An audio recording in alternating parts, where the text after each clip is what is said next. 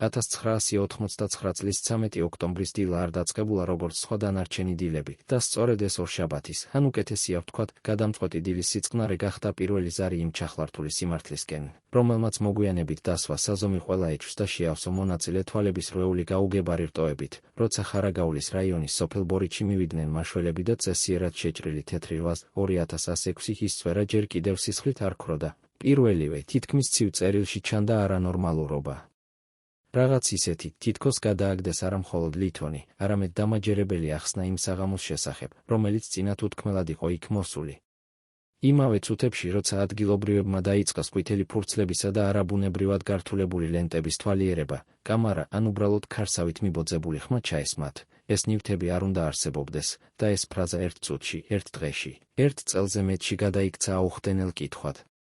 ხაზგასმა, ვხედავთ თეთრი ჟიგულის მტვრით დაფარულ და შანჩულ კარებს, ვხედავთ მის ძირს მიმოფანტულ ქაღალდებს, რომელთაც ზემოდან რაღაც წითელი მკვდარი ლენტი ჩაუხურავთ. ეს ყველაფერი უცნაურად სახიფათო ხდებოდა მაშინ, როცა იქ ვეყვიროდნენ იმაზე, რომ რაღაცები გაცილებით უფრო საიდუმლო იყო, ვიდრე წესით უნდა ყოფილიყო.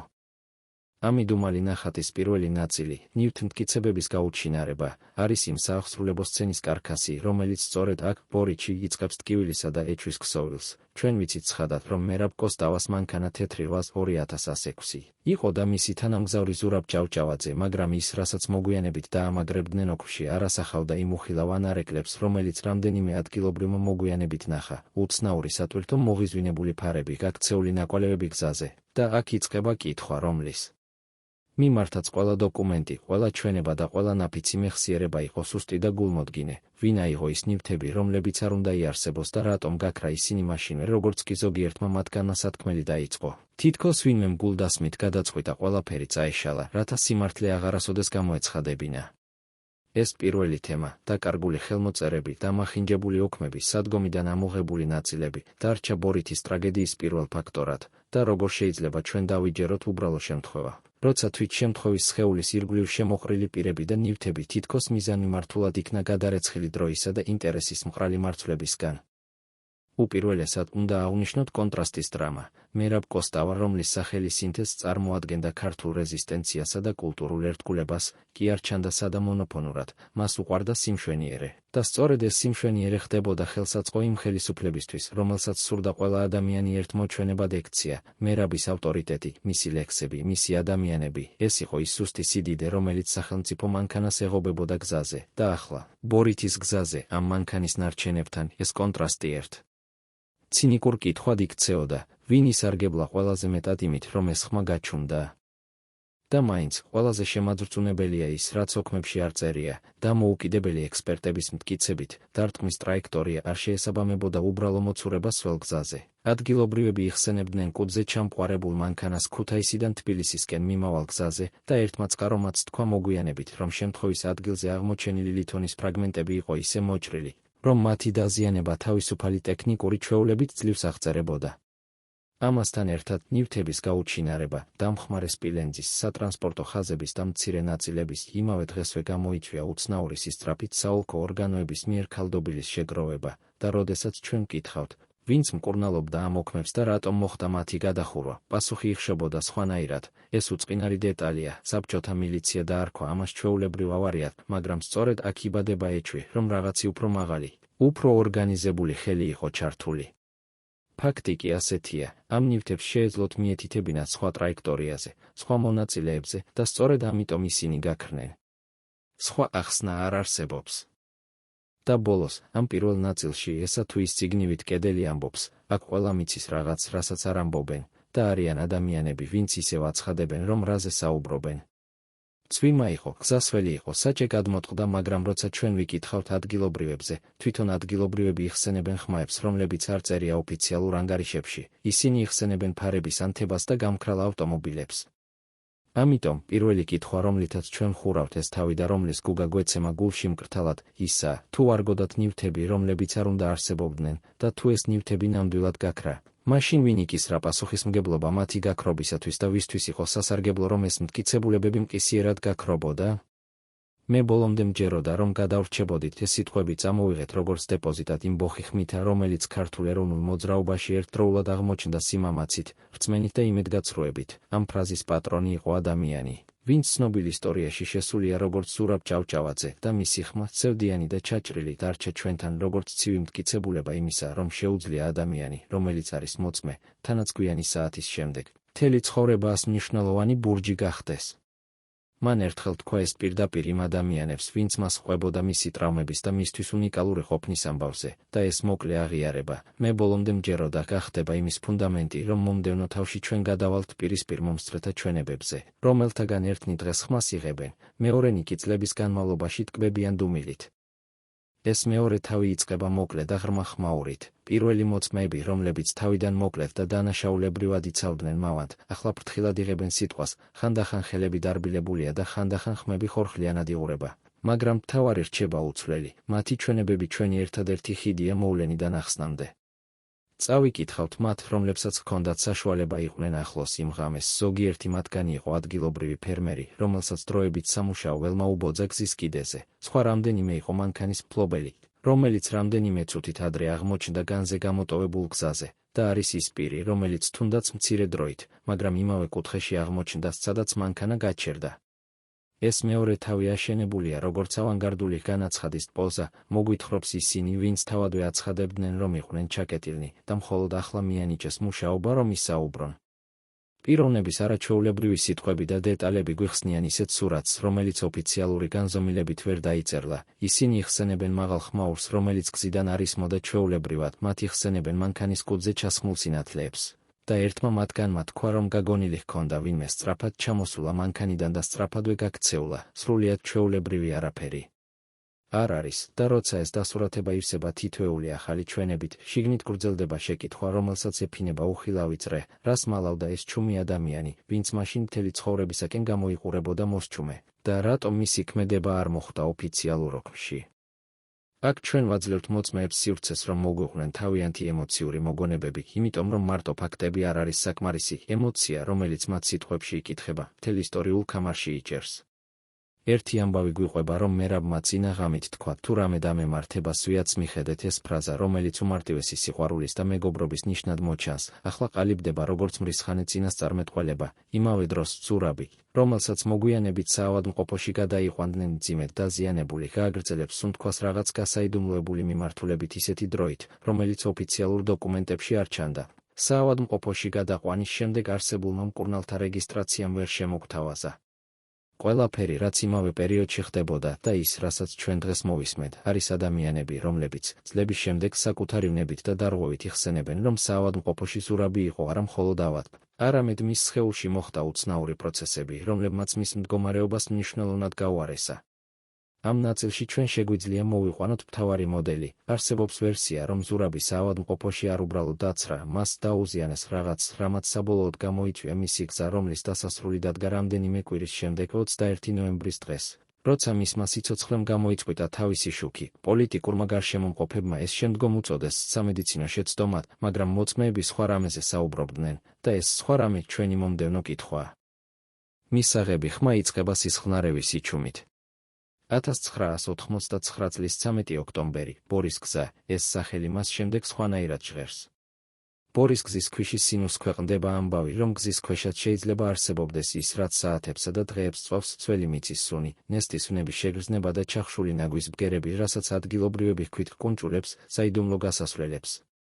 ამბობენ, რომ არა მხოლოდ ფიზიკური ბასრის სხივები არსებობდნენ ბორითის მიდამოებში, არამედ იმ დროს არსებობდა გარკვეული მათთვის მიუწვდომელი არხები, გზები, რომლებსაც არასოდეს დაუწერიათ ოფიციალურ რუკაზე.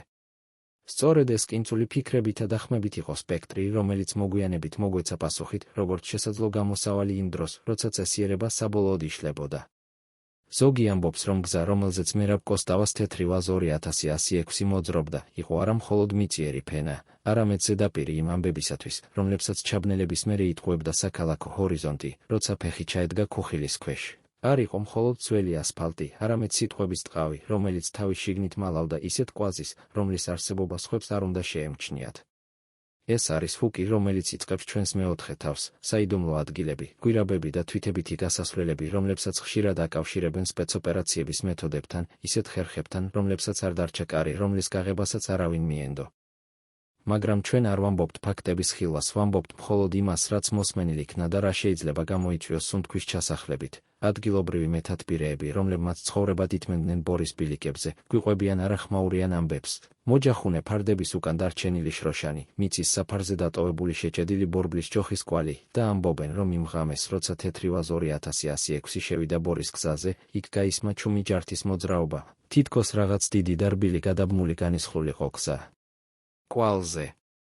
ისინი ამბობენ, რომ ნახეს მანქანა, რომელიც სხვა მანქანას მისდევდა ისე, თითქოს მქონოდა რუკა მარცხნივან თუ და რომ ეს მანქანა რაღაც დროს მოშორდა, გაქრაცხუდიათში ისე, როგორც თეთრი ოხრა ეტყობა შხაპთან ერთად. ეს გრძნობა, გაქრობისა და უცნაური სინათლის, არის ის ნისლი, რომელიც შეექცევა ჩვენს ისტორიას და swams კითხვას. შეიძლება თუ არა, რომ არსებობს გზები, რომლებიც არა მხოლოდ მატერიალურ, არამედ პოლიტიკური მიზნებისთვის იყო შექმნილი და იქნებ სწორედ ამ გზების აღსრულება იყო იმ ღამით გადაწყვეტილების ნაწილი. პირობითად თეთრი ვაზის დაშავებული კარკასი და ადგილმდებარეობის ნიშანი შეიძლება იყოს მხოლოდ სახალისებული განცალკავება, მაგრამ კიდევ უფრო შემაძრწუნებელია ის განცდა, რომ არსებობს მათ შორის ის ადამიანები, რომლებმაც იცოდნენ გზების ყველა საიდუმლო მათესივე რუკაზე და რომ ამ ადამიანების მოქმედება იქნა დაგეგმილი ისე, რომ არ დარჩენილიყო ყოველთვის კვალები. მათ მიაჩნია, რომ თუ არის დასამალი გზა, რომელიც მთავრისთვის ჩასაძლებელია და თუ ამ გზებს მართავდნენ ორგანიზებულად, მაშინ შეუძლებელი არ არის, რომ ბორითის ღამესაც ჰქონოდა ასეთი არხების ფუნქცია, შეექმნას ბინდვას იმ ადგილას, სადაც ჩვეულებრივი ავარია შეიძლებოდა მოგვეჩვენა. ამ თეზისმა, რაც იწყება როგორც ჭორი, მალევე მოიპოვა ღია სახე, როდესაც ჩვენ მივმართეთ ერთ-ერთ უცნობს, რომელმაც წლების შემდეგ თქვა, რომ ორი ღამეს გადაკვეთა გზის პირას და გამორჩეულად ყურა ჰქონდა გზაზე. ჩვენ გვესმოდა მძიმე ქაოსი და გვეგონა, რომ ეს ჩვეულებრივი მანქანების შრიალი იყო, მაგრამ შემდეგ შევნიშნეთ, რომ ერთმა მანქანამ ნელა ჩამოიტოვა გზა და დაიმალა ხეების უკან და მეორე მანქანა მოძებნა სხვა მიმართულებით. ეს სიტყვები არ არის სამართლებრივი მტკიცებულება, ეს არის ადამიანის ბასრი წარმოსახვა, რომელიც ვითარდება სხვა ადამიანების მონათხრობებში და საბოლოო ჯამში იქცევა დიალოგად იმაზე, თუ რა შეიძლება ყოფილიყო იმ ღამეს. ამავე დროს საგულისხმოა სახელმძღვანელო დეტალი, ნივთების გაუჩინარება შემთხვევის ადგილის პირველი მტკიცებულებები იყო და ამ გაუჩინარებას მიემატა უცნაური ლოგისტიკა, როგორც ყალბიმარცვლები, რომლებიც მოიშორეს გზას ზემოთ და არ დარჩენილა მათზე არც ერთი ნამსხვრევი, რომელიც შემდგომ ათვისებდა ექსპერტიზას. ეს დეტალი ავსებს ბლოკებს, რომლებიც ვხვდებით იმ ჭავლურ არხებში. თუ ადგილას შეგიძლია შეუმჩნევლად ამობორშავო ნაჭერი, შეგიძლია ასევე გაყარო ტრაექტორია ისე, რომ ის რაც უნდა იყოს შემთხვევა აღარ იქნას აღიარებული. აქ იწყება ჩვენი ორმაგი კითხვა, რომელიც კვეთს პირად დრამასა და პოლიტიკურ ინტრიგას, ვის აწყობდა, რომ ბორითის ქარი გადმოიტანილიყო მხოლოდ როგორც ნორმალური ტრაგედია და რატომ იქნა ღამით ეს გზა გამოყოფილი, როგორც ადგილი, სადაც არაფერი გაჩერდებოდა. ამ მოგონებებისა და გაუჩინარებების მიქსმა გვიბიძგებს ჩაუღრმავდეთ და დაусმინოთ იმ შეგრძნებებს, რომლებსაც მერაბ კოსტავას ოჯახმა განიცადა. ჩვენ ვხედავთ კაცს, რომელიც გასცემდა სიმღერას, მაგრამ ისევ დარჩა მარტო იმ ღამით, სადაც გზები თითქოს მოტყუებულია და ჩვენ ვუსვამთ შეკითხვას, რომელსაც ამ თავში გავწვდებით, თუ გზის ქვეშ იყო არხები და საზღვრები, რომლებმაც იცოდნენ როგორ დაეფარათ ბორითის საღამო, ვინ იდგა ამ არხების უკან და რა მართავდა მათ მოქმედებას იმ ღამით, როცა ჩვენს მხარეს დარჩა ვიწრო, სიმდგარობითა და გაუჩინარებული ნივთებით შემოსაზღვრულად მომხდარი რამ. როგორ უნდა ავიღოთ ეს გზები და რუკები, რომლებიც ვერავის გამოეცხადა, ვის ენდობა გზა, თუ გზა იცის უკეთ ვიდრე ჩვენ, რამაც ბორითის ღამე გააუფრთხილა სხვა ამბებს. პირველივე სიტყვები, რომლებიც მერაბ კოსტავას სახლში მოხვედრილმა ადამიანებმა იფრქვიეს, იყვნენ არა ცივი თეორიები ან სამართლებრივი დასკვნები, არამედ ის აღმდგარი სხეულის ტკივილი, რომელიც ოჯახში შემდგომი წლების მანძილზე იგრძნობოდა, როცა ყოველდღე იკვეთებოდა ის ფენა, რაც პირად ცხოვრებას და პოლიტიკურ ველის ბინას ერთმანეთს არღვევს. მერაბის სახლი იყო მუსიკის და წიგნების ადგილი, სადაც ფანჯრები ზაფხულის ძვირფას სუნს უშვებდნენ და სადაც ოთახში დარჩენილი ჩრდილები დღემდე გვეჩხირება, როგორც მეხსიერების ბარათი, რომელიც არასოდეს იბრუნებს დაკარგულ ხმას და ამ ბერძნული მელანქოლიის სივრცეში იწყება ოჯახური გამოტოვების სიმღერა, რომელიც გვიყვება მის ვაჟის ირაკლი კოსტავას გარდაცვალებაზე გაურკვეველ ვითარებაში, რომელიც წლები ადრე მოხდა არასწორად დახურულ ანგარიშებში და დღესაც იდგა იმდროინდელ ამბებშიც, როგორც შეურიცხვალ მინას სიცილი. ეს არ არის მხოლოდ ისტორიული ამბავი, ეს არის ადამიანი, რომელსაც სამშობლო არ სწყალობდა იმდენად, რომ დაეტოვებინა მჭიდრო და თავისთავად ბანაობა, და სწორედ ამ პატარა სამყაროს გულში მოხდა ჩვენი მეორე თავში გარდამავალი ბრალდება. სახლი, სადაც მერაბი ბერავდა თავის მწუხარებას და გამხნევებას, იყო ადგილობრივი ცხიმიანი სინათლის და პოპურის სუნის ადგილი. მისი ცოლი და ახლო ნათესავები გრძნობდნენ ყოველდღიურად იმ დარტყმას, რომელიც შემდგომ დაკრძალვაზე გადაიქცა საერთოდ კივილად. დაკრძალვა, რომელიც გადაიქცა ნაციონალური ლიტანისას. მაგრამ ოჯახური ცხოვრება მარტივად არ იყო განყენებული საზოგადოებრივი აქტივობებისგან. პირიქით, სახლში ყოველთვის ისმოდა პოლიტიკის ნოტები, ვისი ტელევიზორი დაუტოვა ღამეებად, ვინ მივიდა სტუმრად ფანჯრასთან და რა სიტყვა გადაეცა მუხლებში ჩახუტებულ გულს. ეს ნება ორიგინალური ადამიანური ისტორია, რომელიც გვაძლევს მიზეზს იფიქროს, რომ მერაბი ცხოვრობდა ორმაგ ცხოვრებას. კამერის წინ ის იყო სიმსუბუქის და კაცთმოყვარეობის სახე, მაგრამ სახლში, იქ, სადაც ფარდები იკრიფებოდნენ და ჭურჭელი იჭედებოდა ნაპერწკლებად, ის ჩანდა დასუსტებული და ჩაბნელებული იმ სიმართლით, რომ მას ჰქონდა ტკივილი, რომელსაც ვერაფერს მოახერხებდა საჯარო სიტყვა. ამ ორმაგი ცხოვრებისა და ოჯახური ტრაგედიის გამოკვეთამ შექმნა ვითარება, სადაც პიროვნული მწუხარება გადადიოდა პოლიტიკურ ტკივილში, რადგან იქ, სადაც ოჯახი ითმენდა დაკარგვას და უსამართლობას. ბორითის ღამეს უკანასკნელი სიტყვები იბეჭდებოდა როგორც სამოქმედო ბრძანება. თუ რამე დამემართება სვიაც მიხედეთ, ეს სიტყვები მოთქვამით გამოიცხადა მეგობრობის და სიცოცხლის დასასრულის წინ, არ არის მხოლოდ პირადი სიტყვა. ისინი იქცნენ პოლიტიკურ საგნობრივ პირობას, რომელიც სინამდვილეში იყო მუხტი, განგაშის ზარი და ერთადერთი ფრთა იმ ოჯახის მხრიდან, რომ არ ჩაებარებინა დავიწყების მანქანას. ამ ფრაზამ ოჯახის გულში ჩაანაცვლა შიში, რომელიც იყო უფრო მეტის წინაპირობა, შიში, რომ იმ ღამემ შეიძლება გამოეყვანა მოულოდნელი ძალები სახლში და დაეტოვებინა ოჯახის წევრები მარტო იმავე კითხვასთან, რომელსაც მთელი აყენებდა. სწორედ ამიტომ ოჯახის წევრები, რომლებიც ყოველდღე იაზრებდნენ ცხოვრების ახალ რეალობას, მოჰყვნენ ერთმანეთთან უკიდურესად შინაურ დიალოგებსა და უნდობლობიან წამომგვრელი ხუმრობებს. პროცესიები, როგორიცაა ნივთების მოხვედრა ბინაში, საკვების მომზადება და პერანგის სუნი, მიუწვდომელი გახდნენ ახალი თვალით მიყოლებული ხასიათით და ამ უცნაურმა განლაგებამ გამოიწვია არაჩვეულებრივი განცდა. იმ სახლში, სადაც ადრე გაბრწყინების ხმა ისმოდა, დღეს აწკრივდებოდა უხმაურო დასაწყისი, რომელიც იდგა სახელმწიფო ჰაერში. გარდატეხის მზადეზე. ეს იყო ნამდვილი გარღვევა, ოჯახი იშლებოდა იმავე დროს, როცა საზოგადოება იკრიბებოდა და სახდებოდა, და ეს გაყოფა იყო არა მარტო მატერიალური, არამედ ემოციური. მერაბი, როგორც ოჯახის მამა, იყო დაჭერილი ორი სრულის შორის დარჩენა და ბრძოლა, და სწორედ ამ დაჭერილობის ფასად ამოღებული იყო ყველაზე მკაფიო ადამიანური დანაკარგი. რადგან ოჯახი თვალს ხედავდა ამ ტრაგედიის ყოველ დეტალს, მათ ხშირად ჰქონდათ განცდა, რომ არასოდეს მიიღებდნენ სრულ პასუხს. ექიმების სიტყვები იყო შეზღუდული, წესით მცირე და ბურუსით შეფუთული, და საჯარო გამტარებლების განცხადებები მხოლოდ რთულად კმაყოფილებდა ოჯახურ სატელ გაგებას. მერაბის მეგობრები და ნათესავები პასუხს ეძებდნენ არა მხოლოდ სამართლებრივი დასკვნებით, არამედ იმ მცირე ნიუანსებით, რომლებიც ქმნიან ადამიანურ ყოფას, თითის შეხებებით, ნაყენის სუნით და იმ ხმის ტონით, რომელიც საძინებელში გააჟღერდებოდა. ეს პატარა ფრაგმენტები იყო ის მარმარილოები, რომელთა გარეშე ოჯახი ვერაფერს გახდებოდა და სწორედ ესაა ჩვენი ამ ნაწილის აბსოლუტური კითხვა. რამდენად მზად იყო სახელმწიფო შეესწავლა იმ ადამიანურ ფასს, რომელიც მერაბის ოჯახისათვის იქცა ყოველდღიური ცხოვრების განუყოფელ ნაწილად და შეეძლო თუ არა ოჯახმა დაძლია ის სახიფათო განცდა, რომ მათი დაკარგვა იყო პოლიტიკური აქტი და არა უბრალოდ უბედურება. თუ ოჯახი მსხვერპლობდა საკუთარ ამ სიამოვნებას და დაიწყო ელოდება სამართლებრივ პასუხს, სად არის ჩვენი ზოგადი პასუხისმგებლობა სახელმწიფოსა და საზოგადოებისა, რომ აღადგინოს არა მხოლოდ ხალხის ჭრილობები, არამედ მათი ოჯახური მშვიდობა.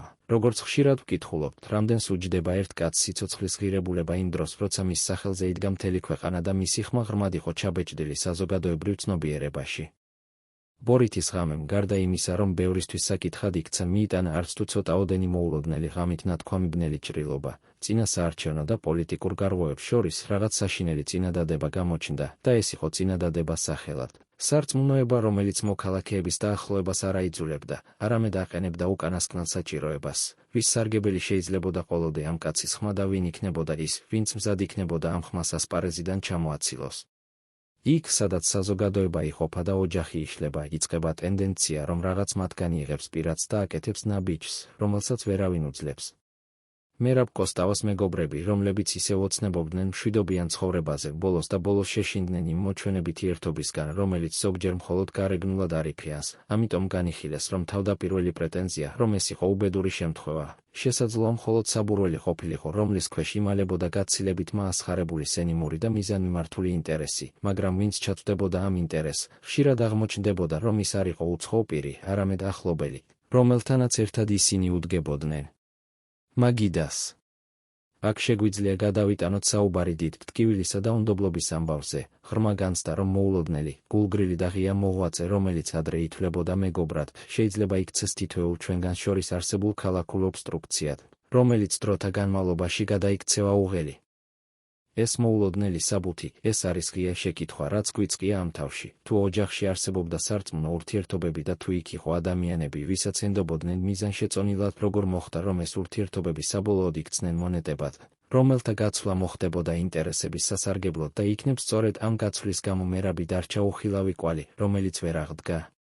ამ კითხვით ვხურავთ ამ თავის ბოლო ნაწილს და ვუსვამთ შეკითხვას, რომელსაც პასუხი აუცილებლად მოითხოვს არა მარტო სამართლებრივ ასპექტში, არამედ ადამიანის სინდისში, თუ ახლობელი იმპულსით სცემს შენს ზურგს, შეგიძლია თუ არა შენკლავ ენდობა მას. ვინ იყო ის, ვინც ჩამოაჭრა მეგობრობის ნავთლუხი და გადაიყიდა მოულოდნელი მომენტი იმ ღამისთვის, რომელი ღამე გახდა ბორითი. მეგობრობა შეიძლება იბრძოლოს ღია სიტყვით ან დუმილით, მაგრამ ვერ იმოქმედებს, როცა მზადდება ღალატი, რომელიც რამდენიმე ნაბიჯით ადრე დაგეგმილია, რამდენიმე ჩვენებიდან, რაც ჩვენ შევკრიბეთ, უხილავი თითის დასმას ჰგავს მაშინდელი ქცევა, როდესაც ერთმა ახლომილებულმა პიროვნებამ გადაწყვიტა, რომ უმჯობესია შეენარჩუნოს საკუთარი პოზიცია და არ გაუზიაროს სრულად ინფორმაცია, რომლის მითითებაც შეიძლებოდა აღადგენინა ცოცხალი ხიდი ღამიდან. ამგვარი გადაწყვეტილება, რომელიც იწყება პატარა დოზით უნდობლობისა და მსხვერპლის გადაწყვეტილებით, დროთა განმავლობაში მიმყარდა როგორც ღალატი. აღსანიშნავია, რომ არ არის ხელჩასაჭიდი მტკიცებულება იმისა, რომ არავითარი სასიკეთო მიზანი ჩადენილი იქნებოდა, მაგრამ არსებობს მრავალი უჩვეულო გარემოება, მოწმეების შეცვლილი მეხსიერება, დაშავებული ნივთების უკვალოდ გაქრობა და ის ფაქტი, რომ ტრაგედია მოხდა იმ დროს, როდესაც პოლიტიკური ფრთების შერიგებასა და პარტიული სტრუქტურის განსაზღვრებას ჰქონდა უმნიშვნელოვანესი მნიშვნელობა, ქმნიდა კონტექსტს, სადაც ყველას ჰქონდა მოტივი. ამ მოტივების ამოცნობა მოგვიყვანს ჩრდილში შემდგარი ის ადამიანები, რომლებიც გადაწყვეტილებებს იღებდნენ, და ერთ-ერთი ყველაზე მძიმე კითხვა, რომელსაც ჩვენ ვაყენებთ, არის, შეიძლება თუ არა, რომ იმ ღამეს ვინმესთვის მეტი ეღირებოდა, ვიდრე უბრალო პოლიტიკური უპირატესობა, შეიძლება თუ არა, რომ იმ ღამეს გამოიღო თითქოს მშვიდი ნაბიჯი, რომელიც საბოლოოდ გადამწყვეტი აღმოჩნდა ქვეყნის ისტორიაში.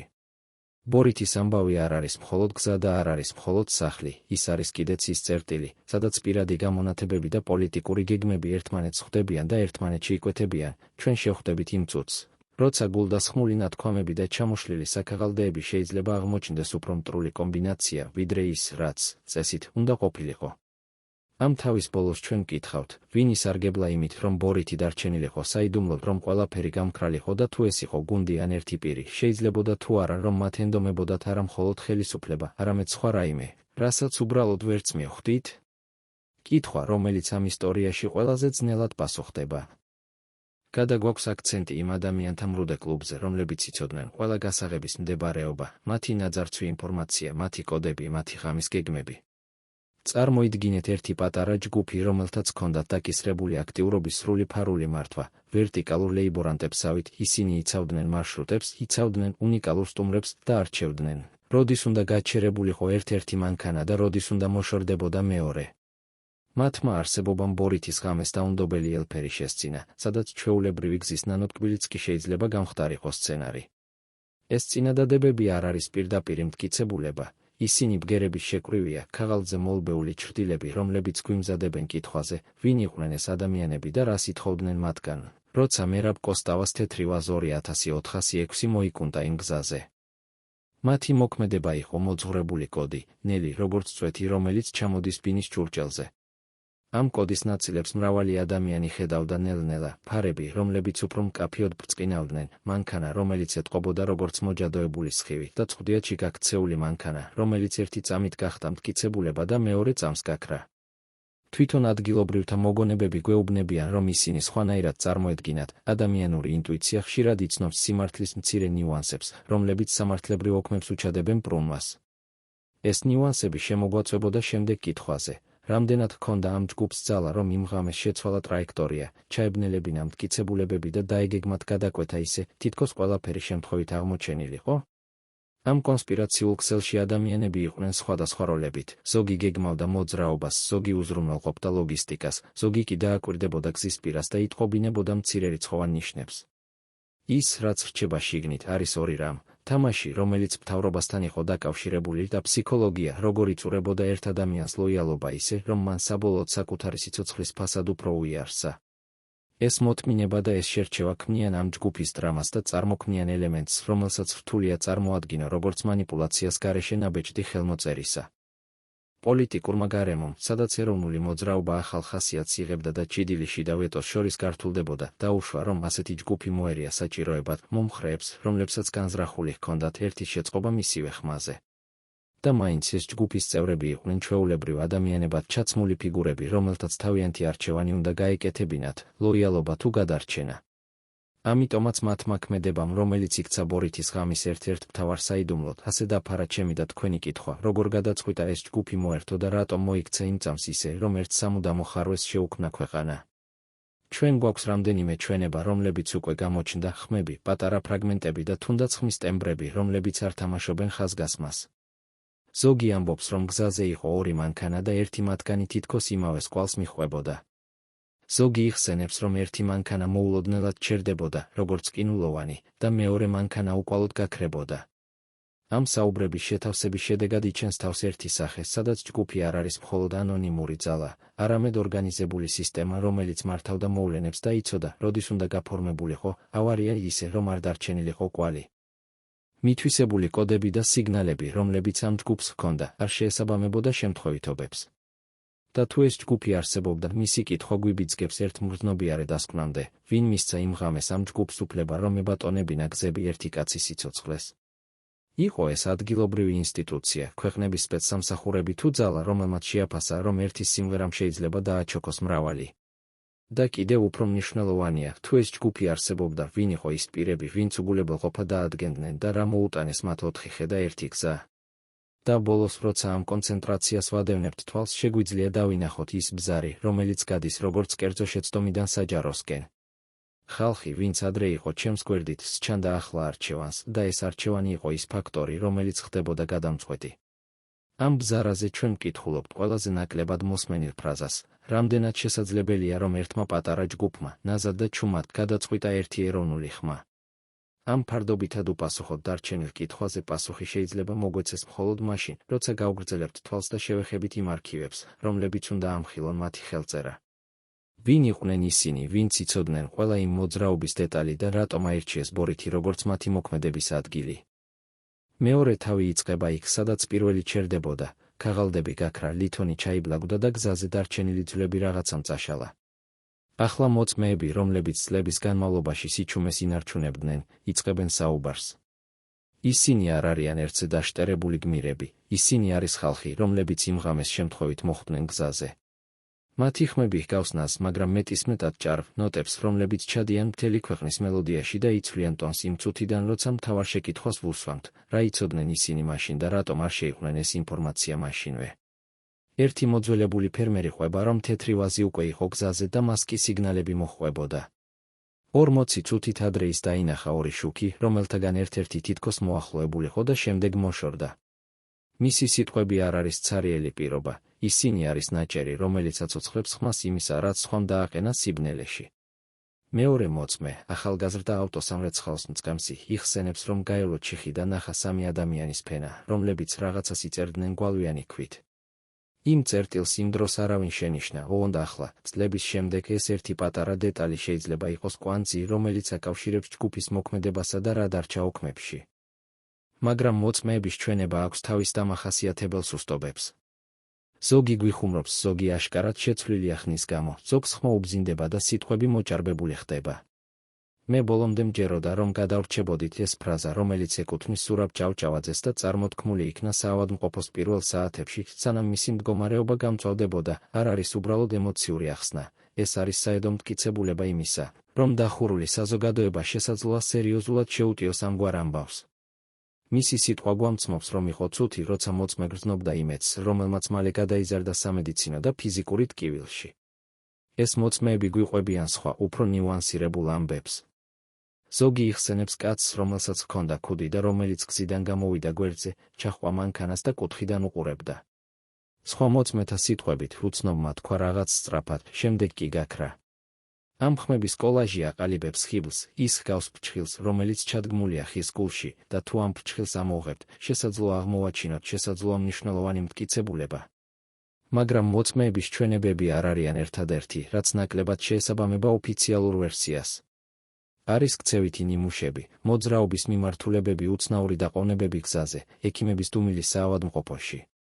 ეს ქცევითი დეტალები მეტყველებენ იმაზე, რომ იქ იყო ძალა, რომელიც იცავდა სიჩუმეს და ამავე დროს აკონტროლებდა იმას, თუ სად წავიდოდა ინფორმაცია.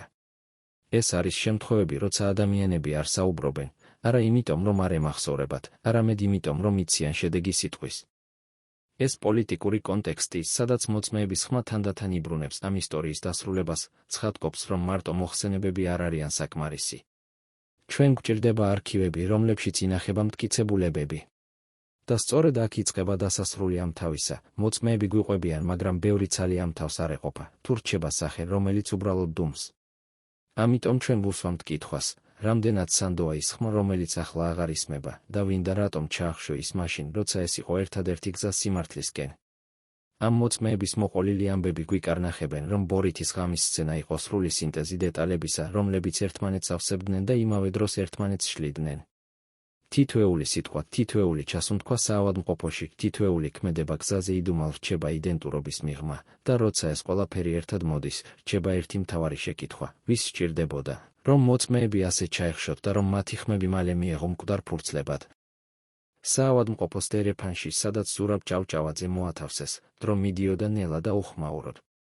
ექიმების ჩანაწერებმა, როგორც ჩანს, ვერ გადმოცემეს ის, რაც მას სჭირდა სინამდვილეში. ისინი დარჩნენ მოკლე უწყვეტი ფრაზებით და არიპორტირებული დიაგნოზებით.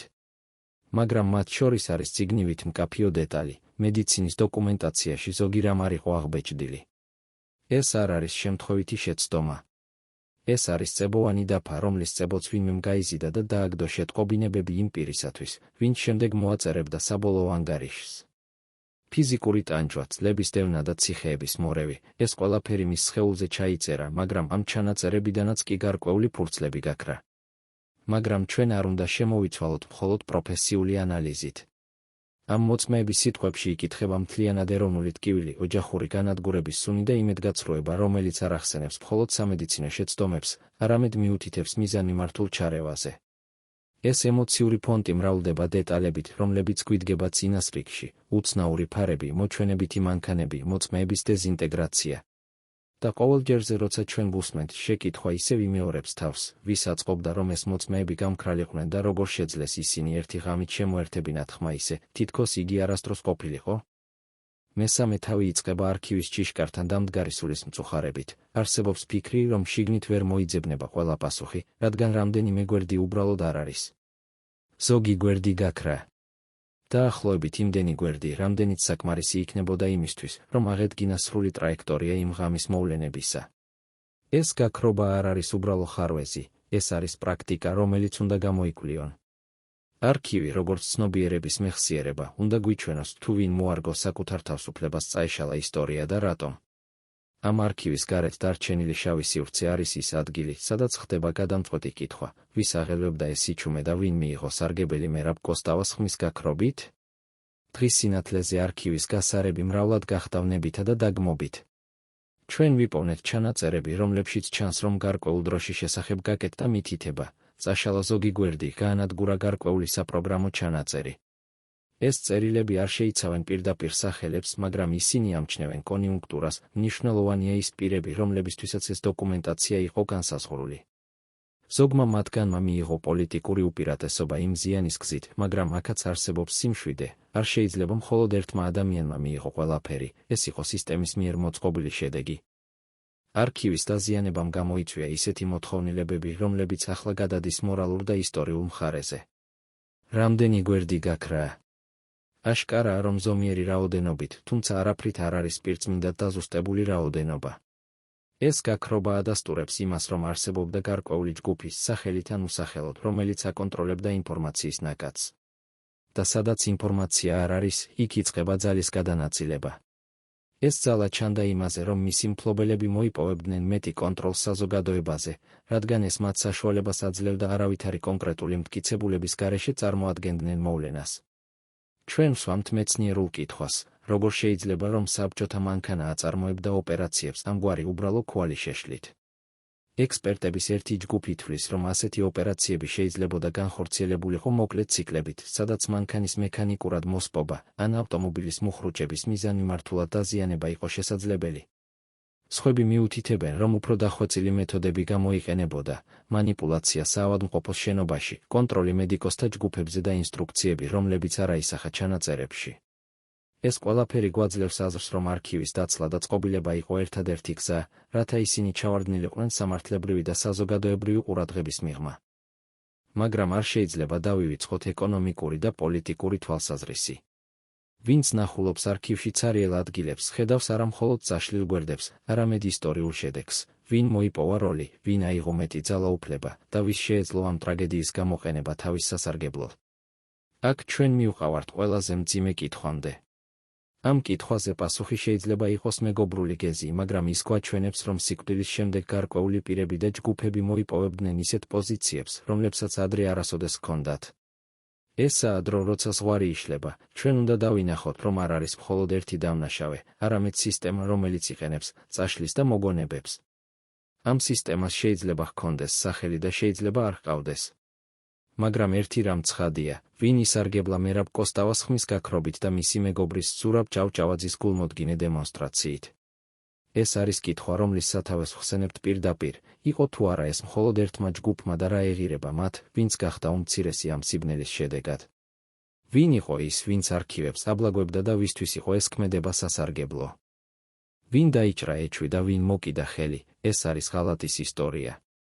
ბორის ღამეს არ მოუვიდა უბრალოდ უბედური შემთხვევა, ყურის წვერით შემოდგომის ჰაერი გაისმოდა იმგვარი ჩახლართული ჩურჩულის, რომელიც შემდეგ წლებში პირდაპირმა ნაცნობებმა უხმოდ გაიცნეს. მათ შორის იყო ადამიანი, რომელსაც მერაბი თვლიდა ძმაზე ძლიერად ნდობს და სწორედ ეს ნდობა იქცა, როგორც ახლა ჩანს, ამ თხრობის ყველაზე ნაზი და ყველაზე კატასტროფული ნივთი. იმ ბოლო წლების მრისხანე პოლიტიკურ დაპირისპირებებში ღალატი იღებს სხვადასხვა სახეს: მცირე ჩურჩული, წარსულიდან გამოჩენილი დიზაინი, შეტყობინება, რომელსაც არავინ უნდა წაიკითხა. მაგრამ ღალატი, როდესაც ის მოულოდნელად კრუნჩხვით იბადება და ერთდროულად სიყვარულმაც და პოლიტიკამაც მისცეს მას ძალა, შეიძლება იმავე წამს მოკლას არა მხოლოდ მეგობრობა, არამედ მთელი იმ მთავრობის ნიშანი, რომელსაც ეს ხმა ეკუთვნოდა. ეს 3 წუთი ან 3 დღე არ არის მხოლოდ პირადი დრამა. ეს არის გადაწყვეტილება, რომელიც ღამით იქნა მიღებული და დილის სინათლეში უკვე მისი შედეგი ცნობილი იყო. მერაბის გზა შეწყდა სოფელ ბორითში. ვინაა ის ადამიანი, ვინც წინ მიიწია? ვინაა ის, ვის წინააღმდეგაც ამ ღალატმა გაიცინა? ამთავითვე უნდა გავიგოთ, რომ ღალატს არა მარტო მოტივი მართავს, არამედ საშუალებებიც, ადამიანები, ინსტიტუტები და სახელები, რომლებიც წლების განმავლობაში სწავლობენ, როგორ გაჩუმდეს ხმა ისე, რომ მისი კვალი აღარ დარჩეს. და თუ ღალატის პირი იყო ახლო მეგობარი ან კონდიცირებული საკომუნიკაციო საყრდენი, იმაზე მძიმეა პასუხი, რომელიც გთხოვს გავცეთ, როგორ შეძლო მან მოპოვებულობა უარყო და გადაიტანა სიცოცხლის ფასი პარტიული ინტერესის ჭრილში. ჩვენ კი ვეძებთ არა სასამართლო განაჩენს, არამედ სახეს. სახეს, რომელიც იმ ღამეს კიდევ ერთხელ გამოჩნდა, კიდევ ერთხელ გაჩუნდა და რომელიც, შესაძლოა, ახლა ჩვენს გვერდით ზის. ამ თავში, რომელიც ღალატის სქემას იკვლევს, ჩვენ გადავდივართ ოჯახის დრამიდან პოლიტიკურ ანალიზამდე და საიდუმლო ოპერაციების ტექსტურ ნაწილებამდე. ოჯახური მოტივები იქცევა საინფორმაციო პუნქტებად, პოლიტიკა არის მატერიალური, საიდანაც იღებს ღალატი თავის ძალას, საიდუმლო ოპერაციები, ეს არის ინსტრუმენტი, რომლითაც ეს ძალა კრიტიკულ მომენტში ქმნის შედეგს. ამ 3 ნაწილის შერწყმა გვაძლევს არა მხოლოდ წინააღმდეგობას, არამედ მაჩვენებელს, თუ როგორ შესაძლებელი იყო, რომ ერთი ღამე ერთ კაცს ჩამორთმევდა სიცოცხლეს და ერთ მთელ ეროვნულ მოძრაობას ნავარაუდევ დასუსტებას. ყველა დაზიანებული ურთიერთობა, რომელიც იმ ღამეს ღალატის ნიადაგზე შეიცვალა, გვიბიძგებს ვეძებოთ იმ ჩანაწერებს, რომლებიც აჩვენებენ, რომ ვინმემ გადააჭარბა საკუთარ უფლებებს და განახორციელა ნაბიჯი, რომელიც ჰქონდა სამიზნე, ჩუმად, ნელ-ნელა, უსისკვდილოდ. და ახლა, როცა ჩვენ გვყავს მოწმეები, რომლებიც წლები დუმდნენ და ახლა იწყებენ საუბარს, მთავარი კითხვა რჩება, რამდენად ახლო იყო ღალატი და ვისგან მოვიდა ის საბოლოოდ. თავად თქვენ, რომლებიც უყურებთ ამ ისტორიას, შეამჩნევთ თუ არა უთქმელ კერს, რომელიც ადრე დაახლოვებდა მეგობრებს და დღეს მათ შორის არის ჭრილი. იმ ღამის შემდეგ, როცა საავადმყოფოს დერეფნებში ზურაბი წევს თითქოს ცარიელ, მაგრამ მაინც სუნთქავს სხეულად, ოჯახში გაურკვევლობა იდგა როგორც მარადიული სტუმარი. ექიმების ჩუმი საუბრები, ნელი ჩანაწერები და უცნაური გადაუდებლობანი, ყველაფერი ეს არ იძლეოდა დასრულებულ პასუხს. ბინა, სადაც მერაბი ცხოვრობდა, მთელი მისი ცხოვრებისა და პოეზიის საცხოვრებელი, უეცრად გახდა ადგილი, სადაც თითოეული ნივთი თავის საკითხად იქცა.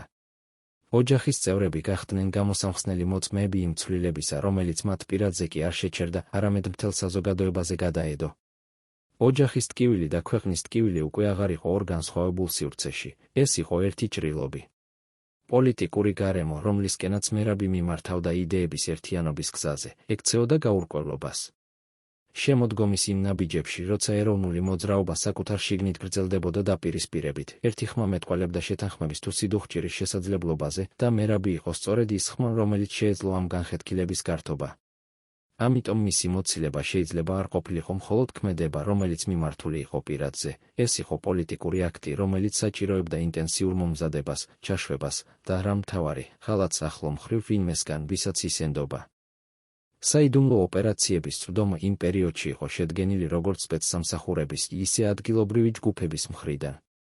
მათი მეთოდები განსხვავდებოდა ფიზიკური მოქმედებით, მანქანის ტექნიკურ მანიპულაციებით ან საავადმყოფოში ინფორმაციის კონტროლით, მაგრამ ყველა ეს გზა შეიძლებოდა გამოყენებულიყო იმისათვის, რომ ავარია წყდებოდა სპეციალურად.